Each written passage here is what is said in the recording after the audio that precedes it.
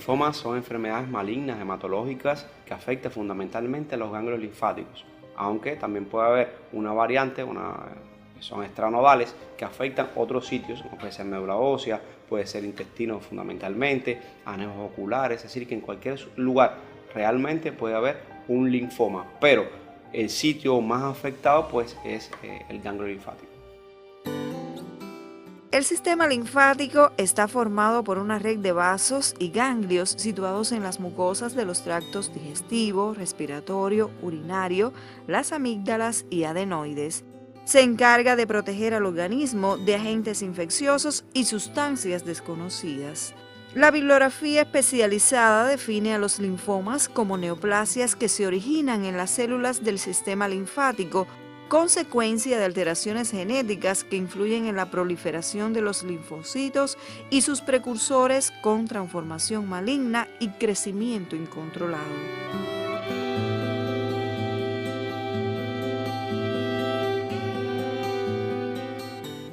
Los linfomas no son enfermedades infrecuentes en la población, son enfermedades que suelen presentarse con una frecuencia bastante alta en comparación con las edades. Bueno, los niños realmente no son enfermedades frecuentes, a menos que se acompañe de la leucemia linfóide crónica, que sí es la enfermedad maligna más frecuente en esta edad.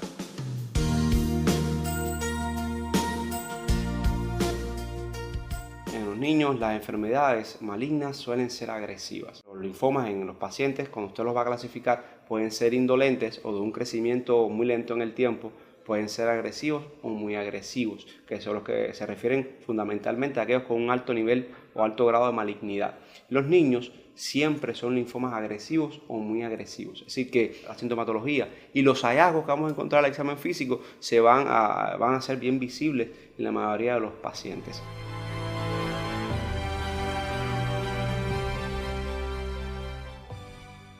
Es probable entonces que usted se encuentre niños que tengan un incremento de un ganglio linfático que puede ser de una cadena superficial, que son los visibles, es decir, que sea del cuello, de las axilas, de las regiones inguinales, y esas entonces pueden ser palpables y pueden ser visibles incluso y ser identificables por los familiares del paciente. Así que ahí aumenta el tamaño del ganglio linfático que está en esa cadena. Eso puede ser visto por el familiar, puede ser incluso la primera causa de acudir a un médico, y entonces bueno, puede ser al examen físico fácilmente identificable por un personal entrenado y darse cuenta del tamaño de los ganglios linfáticos.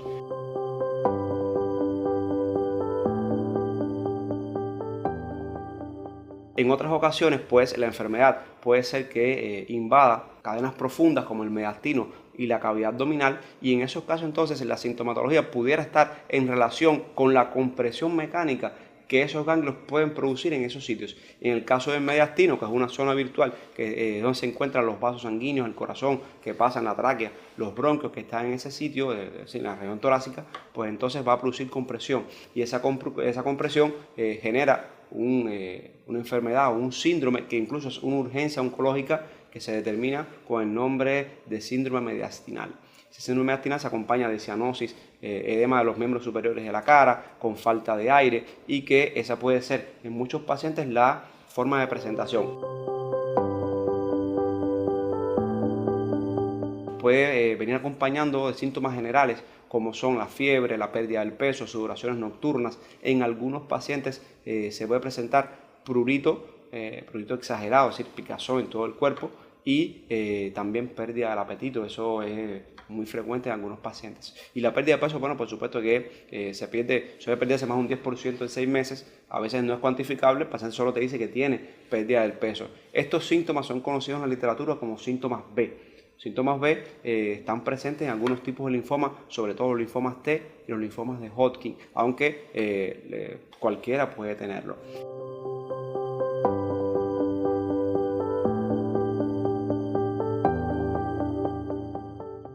Con respecto a aquellos que invaden la cavidad abdominal, se puede presentar diversas sintomatologías en relación con la compresión de estructuras como las vías biliares, que produce ictericia, en los uréteres produce obstrucción urinaria, o el paciente puede venir con un síndrome pilórico si hay infiltración de las mucosa gastrointestinal del estómago.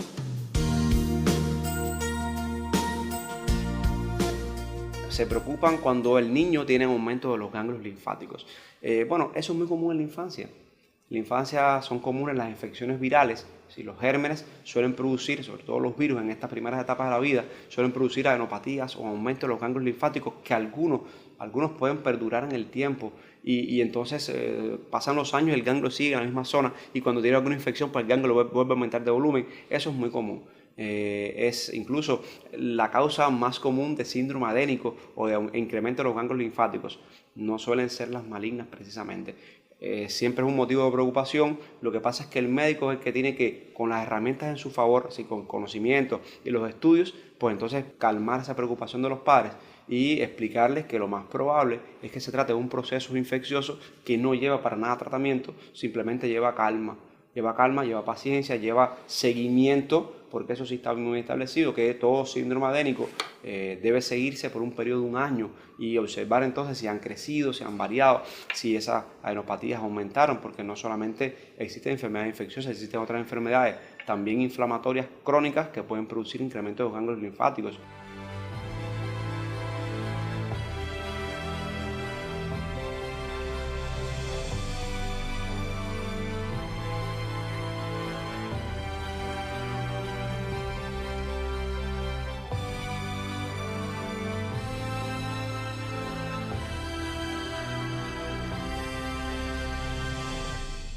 Los linfomas a veces no se determina muy bien la etiología. Está relacionado en muchas ocasiones con la presencia a exposición de radiaciones ionizantes, de algunas sustancias citostáticas y que también se recoge en la literatura la evidencia de la relación directa entre algunos gérmenes y la aparición de linfomas. Está bien identificado desde hace muchos años la presencia de linfomas de Hodgkin en relación con la infección por Epstein-Barr. Del mismo modo también existen otros virus que pueden hacerlo, como el virus del VIH, que se puede relacionar con cualquier tipo de linfoma, sobre todo linfomas de Burkitt y linfomas del sistema nervioso central, así que infiltran lo que tiene que ver con la estructura de este sistema neurológico. Puede haber la presencia de Helicobacter pylori y enfermedades de linfomas del estómago, en el caso de linfomas que no son muy frecuentes en los niños, que son los linfomas MAL o linfomas marginal, que son asociados a las mucosas. Y sí que existe una serie de gérmenes que sí se han asociado con la aparición del linfoma, que estos que les mencioné pues son los más frecuentes. Lo primero es identificar cuál es el cortejo sintomático que el paciente presenta, con un buen interrogatorio y con un correcto examen físico. Entonces, a partir de ahí, comenzar a indicar complementarios. Los complementarios de imágenes, es decir, ultrasonidos, tomografías contrastadas, son estudios de mucha utilidad. Estos estudios nos van a permitir determinar el alcance de la lesión, es decir, cuántos ganglios tiene involucrados, en qué sitios están involucrados los ganglios, porque eso además nos va a servir para determinar en qué estadio está el paciente. Si está una enfermedad avanzada, si es una enfermedad que está comenzando. Los niños, como son enfermedades agresivas, generalmente tienen una sintomatología muy amplia. Es muy fácil a veces identificar las adenopatías y entonces si los ganglios linfáticos inflamados o aumentados de volumen, y entonces usted los estudios de imágenes le va a servir para determinar cuáles, qué tamaño tienen, en qué sitio están ubicados, y nos va a permitir entonces también localizar qué ganglios vamos a tomarle biopsia. La biopsia sigue siendo en todos los lugares pues la prueba de oro para el diagnóstico de la enfermedad.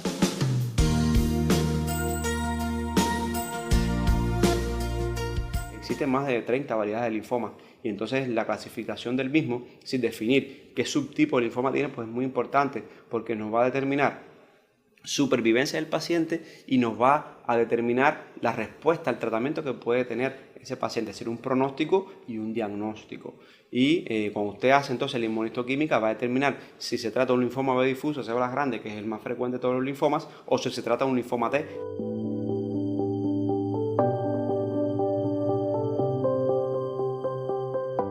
Enfermedades tan malignas, tan centralizadas en Santa Clara, en el caso nuestro, aplicar la quimioterapia, ese es el tratamiento fundamental. La quimioterapia o la poliquimioterapia, si está basado en varias drogas quimioterapéuticas. Además, existe la posibilidad de utilizar anticuerpos monoclonales como el rituximab en el caso de los linfomas no Hodgkin de estirpe B, que marquen CD20 positivo, que es un marcador que se establece por inmunistoquímica, como ya lo había mencionado.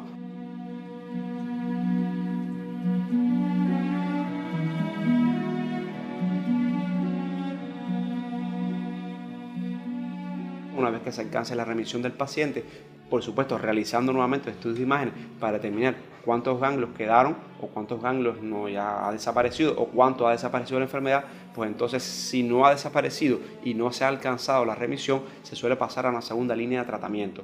Si el paciente está en remisión completa, pues entonces se pasa a seguimiento de la enfermedad. Por suerte, los linfomas agresivos suelen curar en muchos pacientes.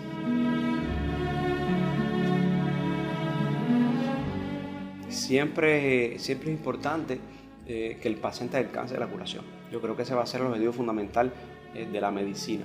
En otras ocasiones lo que podemos ofrecer es calidad de vida, así que el paciente tenga una supervivencia lo más prolongada posible y que pues su calidad sea lo mejor que se pueda. Y cuando se logra entonces la curación del paciente, eso siempre establece una relación médico-paciente que está dada por el tiempo y por el trato y que va a perdurar muchos años. Bien, incluso hasta que se vuelvan adultos, esos niños se siguen viendo en consulta, se siguen atendiendo en consulta y muchas ocasiones cuando tienen otros trastornos que pueden ser derivados de la misma quimioterapia, de tratamiento o de trastornos que preocupan a los padres, suelen ir al mismo médico que los diagnostica, al mismo médico que los ha tratado.